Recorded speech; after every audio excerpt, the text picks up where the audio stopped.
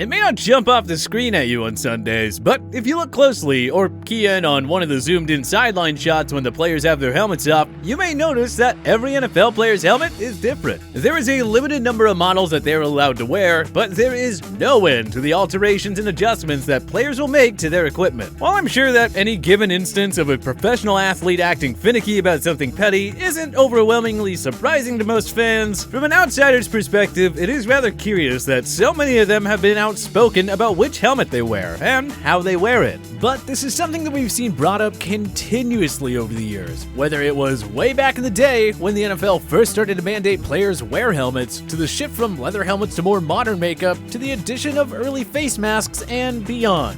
There is a long-standing tradition of the NFL altering its policy around protective headgear, and the players are almost always resistant to it. I'm sure most NFL fans remember the big stink that Antonio Brown made in 2019 when he went to war with the NFL over the specs of his helmet. During his time in Pittsburgh, where he made his name, Brown wore a Schutt Air XP Advantage helmet, a piece of equipment that, while previously allowed, was outlawed by the NFL before the 2018 season. The NFL did allow a gap year to sort out the new equipment, but Brown apparently left that task for future AB to handle, instead wearing the same old helmet for all of 2018 and trying to do the same for 2019. In hindsight, there may have been a little bit more going on behind the scenes with Brown than initially met the eye. But in the moment, people around the league were shocked at just how outraged the superstar wide receiver was that the league was outlawing his preferred helmet. After all, there are a total of 34 different helmet models that were approved by the NFL ahead of the 2019 season, including 11 brand new state-of-the-art designs that were added to the approval list in 2019, after undergoing extensive laboratory testing.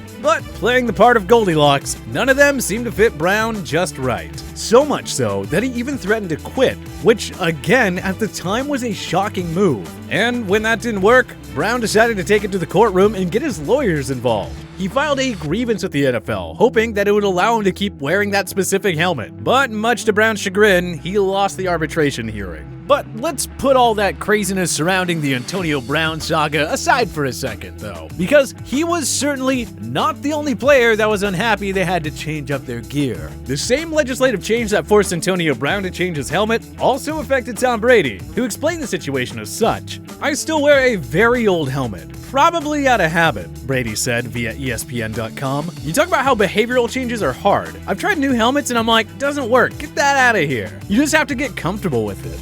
Certainly a more measured approach to the change, but even so, you can tell that Brady was pretty unhappy with the change. There has to be a reason why all these NFL players are so concerned with which helmet they wear, and why all of them essentially wear a different one. While the basis for making these decisions has certainly evolved over time, nowadays, most players are choosing a helmet for its ability to keep them safe. In 2018, when the guidelines first came out, at the beginning of the season, 17% of players were still wearing prohibited helmets. The league admitted in a statement on its website. But by the end of the season, the number had dropped to just those 32 total players, or about 2% of the league. That is exactly the kind of behavior that the NFL's implementation of these new guidelines sought to encourage. To make the decision-making process even simpler, the NFL aggregated its extensive laboratory findings into an easy-to-read graphic that shows which helmets had the best results during safety tests. And in providing these sorts of resources to players, they saw about 50% of its players decided to upgrade to safer helmets. The NFL's effort to continually educate its players on the importance of choosing the safest possible helmet didn't stop there either.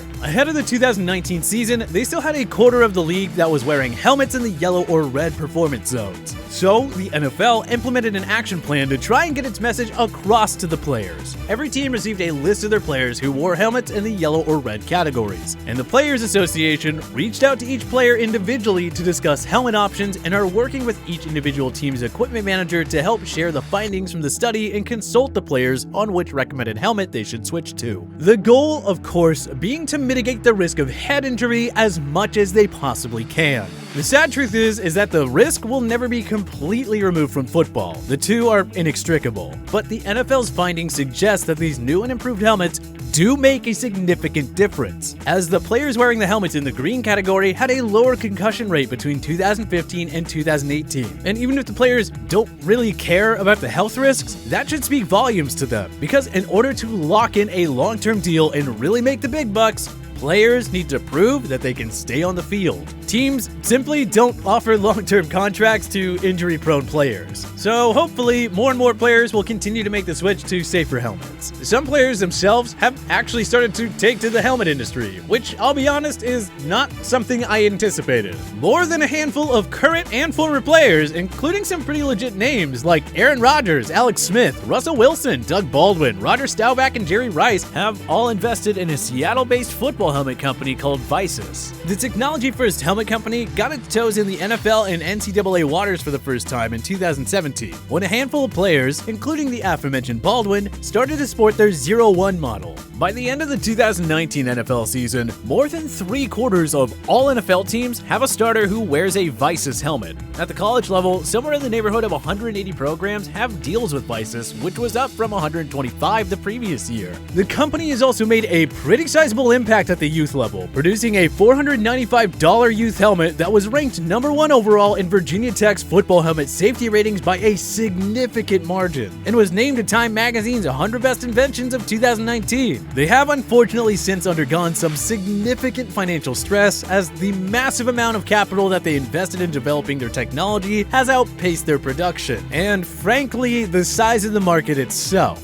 The football helmet market is estimated at around $140 million, according to 360 research reports, with projections to reach $150 million in 2024. And for a startup like Visus that raised more than $85 million in funding, that is not a huge pie to be cutting a piece of. Visus not only had to furlough workers, but also circle back with investors to try and round up more funding. And while things do seem rather grim, Doug Baldwin has faith that they'll be able to right the ship.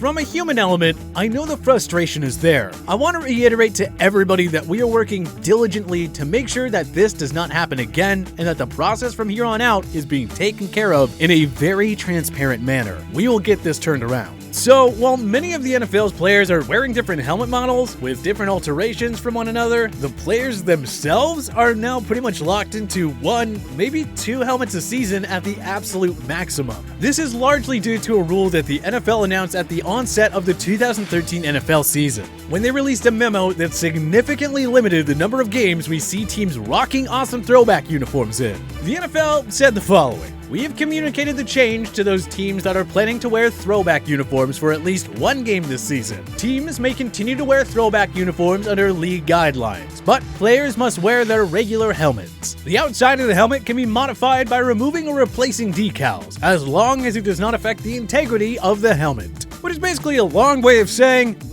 no more throwback jerseys, because we have so many lawsuits going that we don't want players switching helmets. I guess this logic kind of makes sense, as NFL helmets are never replaced unless they somehow get damaged to the point that they are considered to be unsafe. But other than that, it's a big no-no, because apparently there is a breaking in process. Although that effect has been limited by helmet manufacturers integrating better technology into their products, the league still stands by it as an important practice. Oh, and for those of you who are hung up wondering why the teams don't just repaint their helmets when they want to rock a throwback uniform, there's an answer for that too. The problem is that today's helmets use a hardening agent to cure the paint, which takes 4 or 5 days, and while that looks great on the television screen and does a better job of retaining its integrity during the game, it does not lend itself to a quick rebrand. There has, however, been some talk about backtracking on the hard stance that the NFL has taken when it comes to its one helmet policy. The rumors started to make their rounds when Tampa Bay Buccaneers head coach Bruce Arians made a guest appearance on the Dan Patrick Show and let it slip that the NFL is considering changing the rule, as he detailed his excitement for potentially bringing back the iconic creamsicle orange jerseys. Although the league has since commented that no official decision has been made, more and more teams like the Eagles, who apparently miss their Kelly Green throwback jerseys, are pushing for a change. So the truth is, there are a variety of reasons why NFL players wear different helmets. At the most basic level, it comes down to effectiveness, style, and comfort. They want to feel safe and secure while not wearing anything too cumbersome, and definitely not wearing anything that's an eyesore. And at the most granular level, the variance from player to player is the result of intense regulation from the league and a constant push for innovation from the manufacturers. Hey, whose helmet design has been your favorite? Join us in the comment section below. If you like this video and learned a thing or two, clicking the like like button helps out a ton. And hey, we appreciate it. If this is your first time coming around to TPS though, subscribing is a great idea because we put out videos like this every single day. But as always, thank you for watching, and we'll see you guys next time.